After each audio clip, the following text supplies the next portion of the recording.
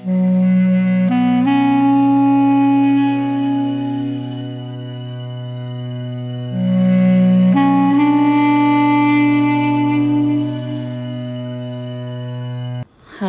ke 83. Betul ya? Bibimu adalah ibumu. Ya kan? 83. Anil Barra bin Azib radhiyallahu anhuma anin Nabi sallallahu alaihi wasallam qala al khalah bimanzilatil Ini salah satu hadis favorit saya yang terjawab sudah soal-soal kenapa kok Al-Faghirah itu deket banget dengan tante ya, dari sebelah ibu. Rawahu Tirmidzi wa qala hadisun sahih. Dari Barra bin Azib radhiyallahu an bahwasanya Rasulullah sallallahu alaihi wasallam bersabda, sesungguhnya saudari ibu atau bibi kedudukannya seperti ibu. Hadis sahih riwayat Tirmidzi. Oke, kita bahas al-khalah. Dari seorang sahabat yang namanya Al-Barra bin Azib, julukannya Abu Umarah, ada yang mengatakan julukannya Abu Tufail. Sahabat ini salah satu di antara yang di saat perang Badar diperintahkan oleh Rasulullah untuk kembali pulang, gak boleh ikut perang. Kenapa? Karena belum cukup usia, dianggap masih kecil, maka disuruh pulang ya. Belum saatnya berjihad ya. Di antaranya yang disuruh pulang saat itu juga Sayyidina Abdullah bin Umar, anaknya Sayyidina Umar bin Khattab ya. Adapun perang Uhud itu peperangan yang pertama kali dihadiri oleh Al-Barra bin Azib. Ada yang mengatakan perang Khandaq ya, riwayat lain mengatakan perang Khandaq yang pertama dihadiri beliau. Ini termasuk juga sahabat yang ikut dalam Bai'atur Ridwan. Beliau meriwayatkan dari Nabi Muhammad SAW, al-khalah bimanzilatil Al-khalatu yaitu saudaranya ibu. Saudara ibu kamu punya saudara kakak adik perempuan, namanya al-khalah. Bimanzilatil kedudukannya sama seperti ibu. Sedikit belajar biar kalian tahu ya, karena kalau dalam bahasa Arab itu antara saudara ayah dengan saudara ibu itu tidak sama penyebutannya. Nah, kalau bahasa Indonesia sama, paman, bibi ya, tante. Nah, kalau bahasa Jawanya apa? Pak D, bude, Pak Le, bule. Nah, sama ya, mau dari ayah atau dari ibu sama, mau itu saudaranya ayah ataupun saudaranya ibu ya. Tapi kalau dalam bahasa Arab berbeda. Saudara ayah itu menggunakan paman ya. Kalau laki-laki amun, kalau perempuan ammatun ya. Makanya orang Arab tuh biasanya yang di Indonesia manggilnya gitu. Ami ini, ami itu. Kalau enggak amati ini, amati itu gitu ya. Nah, kalau saudara ibu laki-laki kholun, kalau perempuan kholatun. Di sini diplesetkan lagi jadi halati ini, halati itu ya. Orang Indonesia tuh paling seneng ngerubah khol jadi hal, padahal khol ya. Saudara ibu, baik itu sekandung dengan ibu atau sebapak atau seibu, yaitu kedudukannya sama. Di sini bab mahram lagi ya, kayak kemarin ya, padahal nggak ada hubungannya sama rahim. Dan terjawab juga ada yang nanya kenapa lebih rapat ya, lebih dekat dengan ibu. Ya memang begitu dengan saudara-saudara ibu ya, udah alamiah, naturalnya begitu.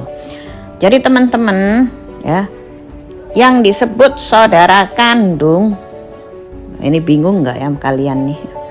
Baik sebapak ataupun seibu ataupun bapak ibu itu tetap sama ya. Jangan bilang sebapak doang, seibu enggak. Nah, yang mengandung siapa?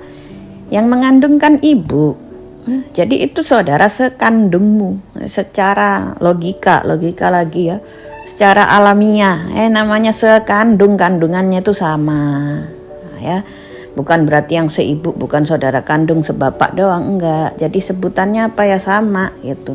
Sebapak seibu saudara kandung, yang satu sebapak, yang satu seibu. Semuanya kandung ya. Itu sama kedudukannya. Dan beliau harus memperhatikan, kadang anaknya sendiri nggak diperhatiin, ya gimana anak saudaranya, ya. Yang jadi bibi nih yang punya keponakan dari saudara perempuannya, perhatiin sholatnya, makannya, gimana kabar keponakannya, ya karena kedudukanmu itu seperti kedudukan ibunya, ya. Yang dari pihak ibu ya teman-teman. Karena pemikiran dan kebiasaan orang senantiasa berubah, maka biasanya itu lebih dekat dengan keluarga ibu daripada keluarga ayah, dan itu juga terjadi sampai zaman ini.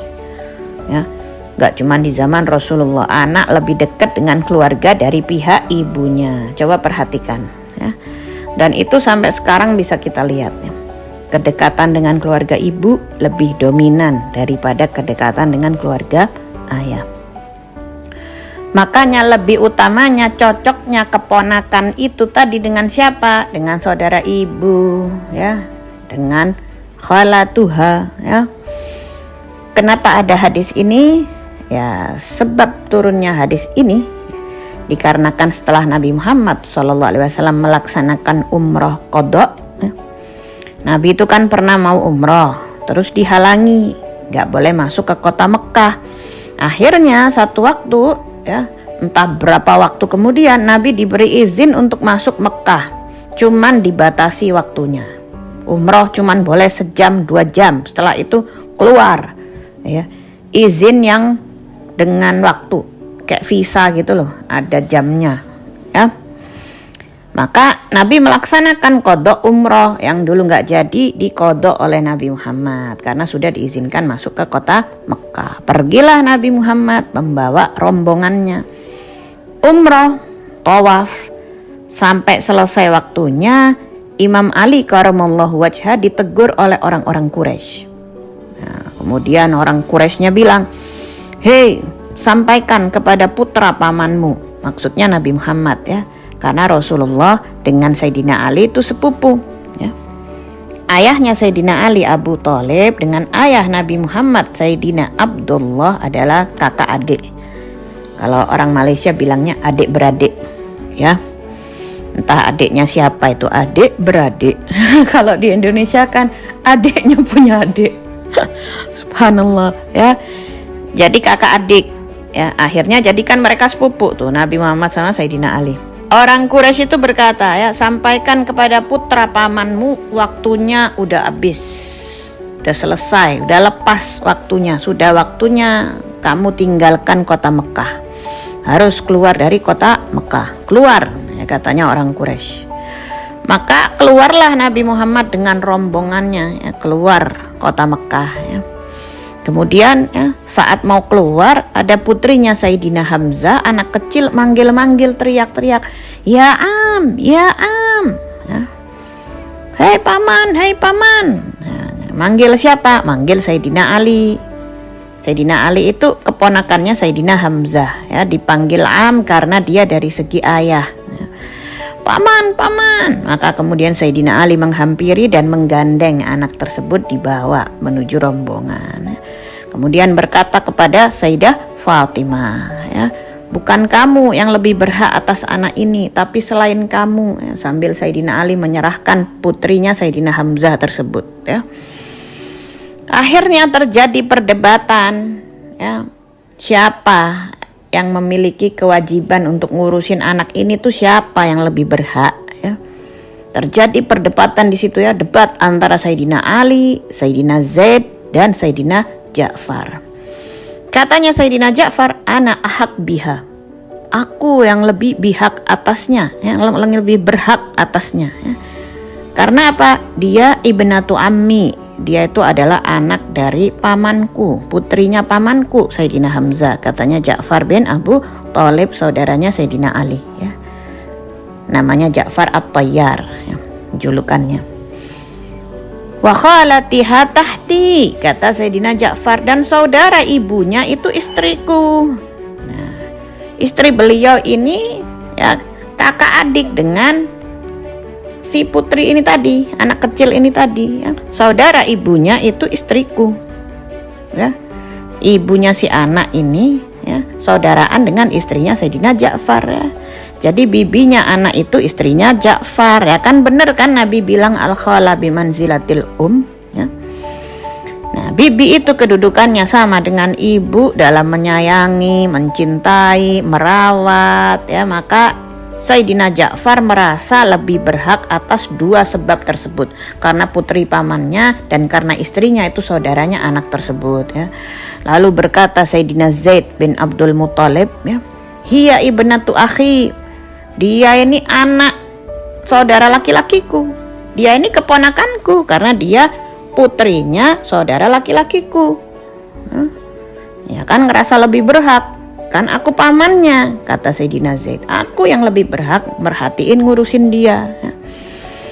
Akhirnya karena ini debat diputuskan oleh Nabi Muhammad SAW, ya, diambil anak tersebut dibawa ke Sayyidah Asma binti Umais, ya, yang mana dia adalah istrinya Imam Ja'far bin Abi Thalib, yang mana dia adalah bibinya putrinya Sayyidina Hamzah, ya.